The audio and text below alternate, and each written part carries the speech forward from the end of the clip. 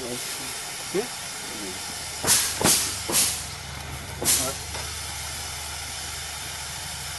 Ponte ya.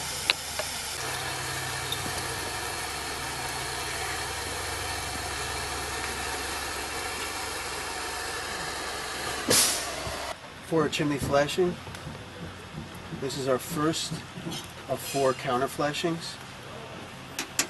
The counter flashing is going to counter over the base and step flashings going into the brick of the chimney, the regular mortar joints. And this is more or less the pitch of the roof. You've previously been watching the fabrication of this, and couple keynotes. Okay, we're going into the chimney here about 1.5 inches, and these corners that we solder on are very, very important because they're where the relief cuts are.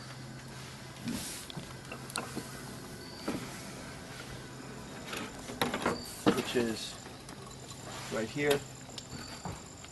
So we relief cut this bend, install a corner, as you can see from here, and everything's soldered as well. There's another relief cut here, which is soldered. Okay. The bottom of our counter flashing has a 1/2 inch hem and a kick out. And what that is, there's our kick. The more bends, the stiffer it is. So I like to not just hem it, but kick it out. You could also kick it in, either is fine, or not kicking at all. But personally, I like to create a bend there to stiffen it and create strength. As well, this bend here, okay, so this bend extends into our masonry, and this bend here, so if our joint of mortar was to fail, and water enters through here, it hits this bend and comes back out.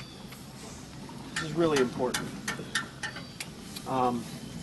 Our joints at the top, okay, are outside corners, so we have our inside corners and our outside corners.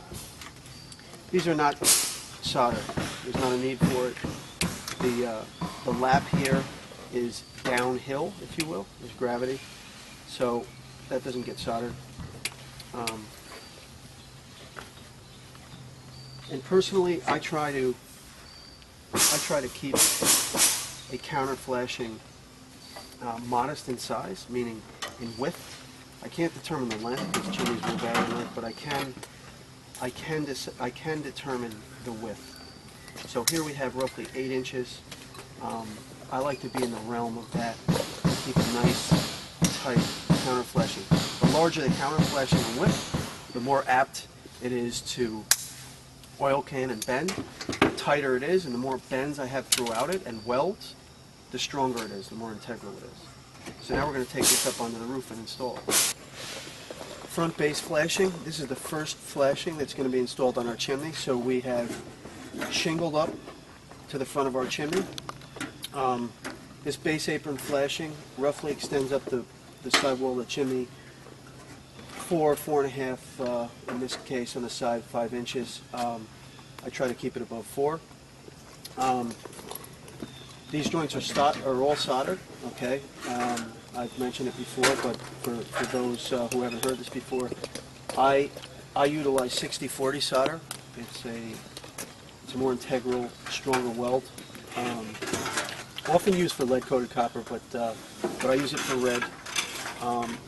Now, what I've done here, I'm going to just backtrack for a second, is this is not a conventional hem, okay? What we have going on here is I do not want to use the typical cleat, which will go under this. We'll nail the cleat under and we'll hook it over to hold this base flashing down.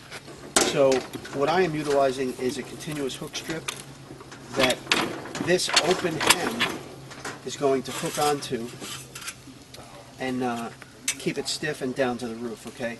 So I'm going to flip this over in a second, but as you can see, this here is just shy of a quarter, or it's about a quarter, okay? So this is essentially a hem. It's more like a U. It's a hem. It's an open hem, but it's not a V. It's more like a U, and I'll show it to you when I flip it over, but that U is going to hook on to our continuous hook strip. It's a technique that I really like, and it keeps everything really tight to the roof. Looks nice, and as I said, I'm a big fan of it. So here we are. All right. So that is our U. Okay. This hook will be nailed onto the roof, and this base flashing or apron flashing will be locked onto it. Okay, hooked onto it, if you will. These are our joints. From the back, you can see where some of the solder is bled through, and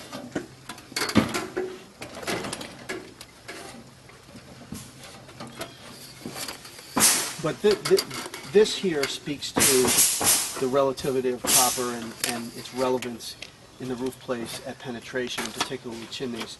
If this was aluminum, and this is a real important keynote, this joint here, where the release cut is made in the base flashing to create a corner, would have to be done with caulking. And caulking in this scenario is not going to last over time, hence copper. This is our rear base flashing, or I should say ridge base flashing. As discussed earlier, this chimney penetrates through the ridge of this roof. Our release cuts for our corner, again, solder 60-40. The bottom edge, as discussed on the front base flashing, is a hem, but it's an open hem, and it's going to this copper is going to be hooked on a continuous hook strip, which is nailed onto the roof. From the side,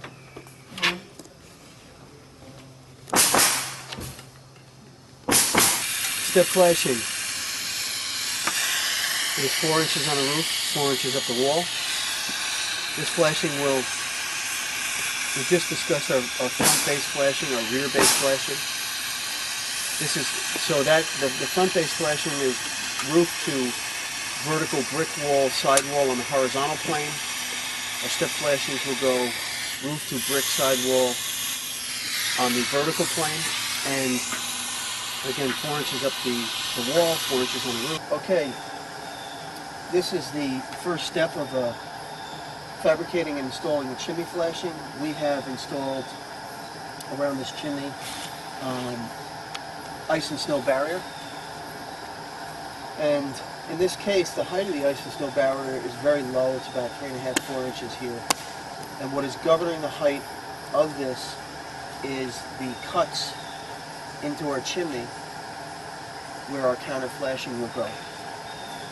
So for example, on a roof to sidewall intersection where there's siding, for example, I would go 18 inches on the roof, 18 inches up the wall with the ice shield, but in this case I cannot, because again, the ice shield cannot wrap into get cut into my brick, regular cut.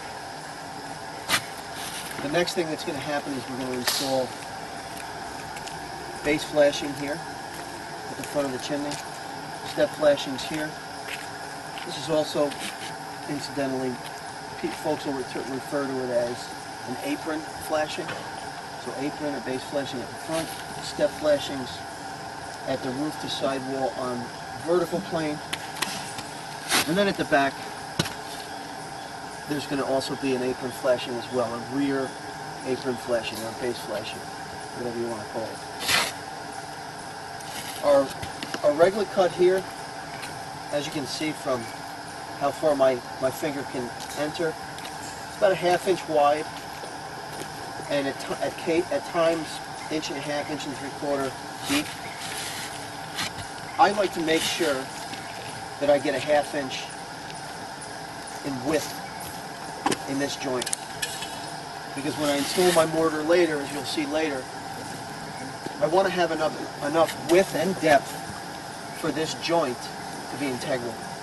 So in other words, if I just made a cut with a grinder with an 1/8 inch blade, or a 3/16 blade, that cut would be so thin that if I install mortar into such a thin joint, it's going to fall out. So I want to get a nice wide, deep cut where at the end of this whole thing, I'm going to pack in a very rich mortar mix at this joint, this redwood joint. This flashing is going to go in at the front of the chimney here.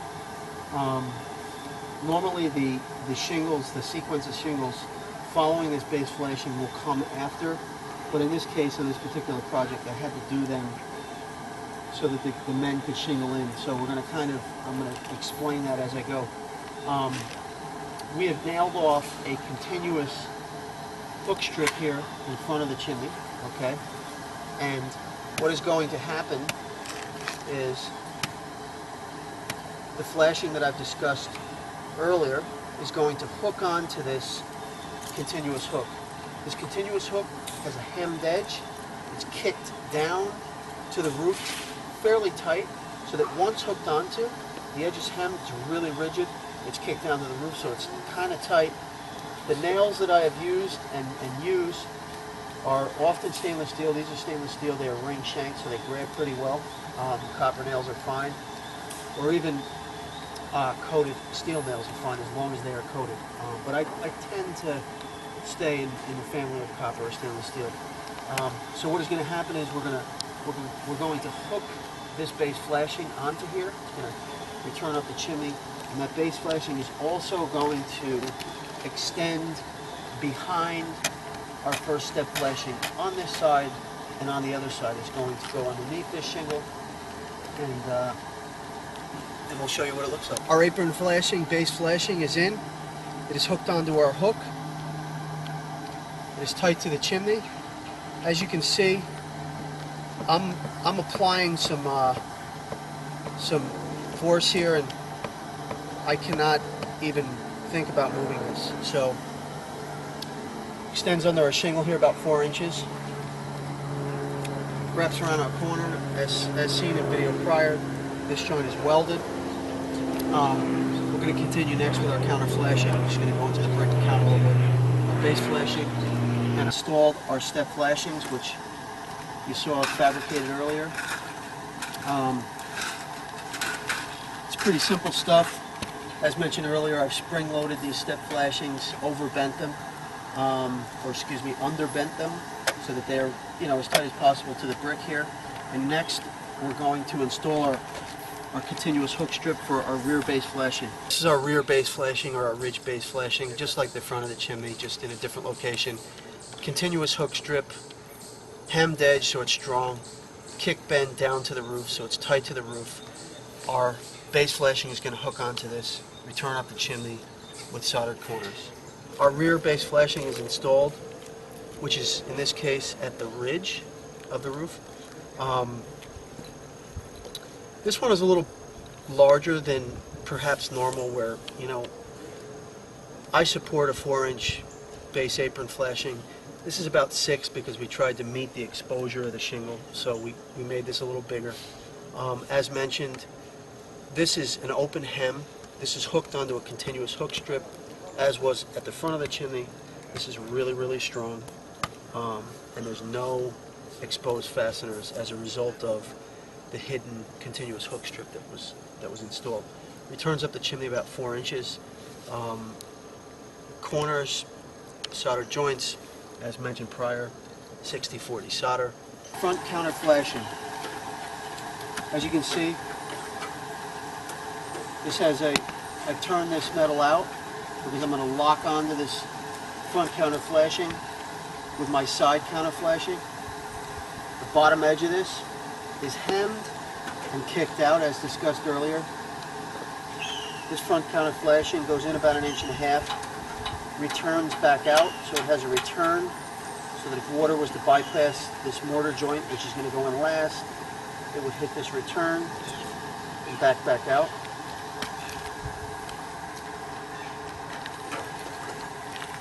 All of these bends there's three. This lock here, this hem here, and this kick bend here stiffen this counter flashing. So the more bends, the stiffer it is. I've also run cross bucks in the counter flashing where I'll bend an X from corner to corner diagonal, and that's sort of an aesthetic thing, but again, the bends will promote rigidity in the counter flashing, and it helps. The more rigid that the flashing is, the better off it is. Our counter flashing is in. As mentioned, our front counter flashing. Now our side counter flashing is in. You've seen in the footage prior that the depth of this bend is about roughly 1.5 inches. As mentioned as well with this, we have a return of a hem, an open hem, which is about 1/2 inch. Our corners are soldered. Our outside corners are overlapped. To create rigidity here, this is kicked. There's a kick bend as well as a hem. Back of the chimney is not locked on yet to the rear counter flashing, but the front is. So this is a standing seam, essentially a standing seam lock here, where this metal turns over this edge about 1/4 inch. This piece of metal here, copper, as well as locked over the vertical lock. So there's no open seam here, and there's no open seam here either. Another technique, which is just as good, would be, rather than cutting this metal here, we would cut this metal from corner to corner here. Okay, which would counter over this lock here. As you can see, this is really strong. This is not going anywhere, and this counter flashing is not pinned inside the masonry in any way. So this is really, really strong. This side of the chimney is locked the same way, and as you can see, I'm trying with a little energy to move this. There's no moving. Chimney flashing is complete. The only difference now is that we have all of our regular joints. The mortar is installed. Okay, and, as you can see in these joints, my preference is a real thick, very rich mortar mix, and whereas the old joint is a very dry and sandy mix. I have great luck with that, and as I mentioned earlier, the width of this joint is no less than 1/2 inch, and the depth ranges anywhere from probably from about 7/8 to 1.5 inches, but on this particular chimney we're going in about 1 3/8 inches, 1.5 inches. So there's a nice wide depth joint to really pack in this mortar, and for this mortar to have some integrity and some structure to it. So essentially, that's the key, is for this to have structure to it. And if I just, and I mentioned this earlier, if I just simply cut an 1/8 inch joint or 3/16 with the blade of the grinder and seal that up with mortar, there would be no depth and integrity to the mortar, and it would just fall out, regardless of a rich mix or a sandy mix. It would fall out, and that's a main offender in these chimney flashings that I see very often, is this joint fails. So in cases where there's a great chimney flashing, if there's fallout here, then this thing's going to leak. So, or could leak. So that's our mortar joint. It's the same all the way around. In this case, there is some pointing that needs to be done above this, which I'm told that is going to be done at a later date.